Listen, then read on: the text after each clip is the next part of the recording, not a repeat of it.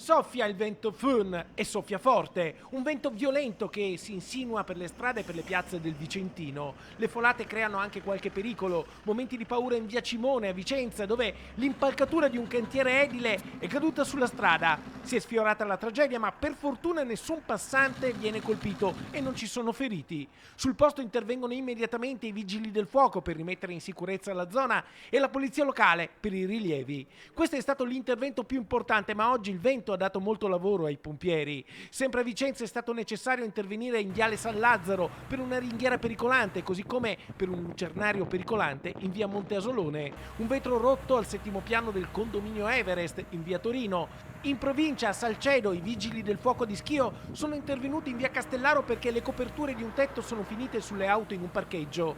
Un palo Telecom è caduto a Isola Vicentina, in piazza Torreselle. Pali pericolanti hanno richiesto un intervento preventivo dei vigili del fuoco in via Cappuccini a Schio, in via Melette a Sandrigo, in via Stradone a Torri di Quartesolo e in via Palladio a Villa Verla. Un pino è caduto in strada in via Motta a Cornedo Vicentino.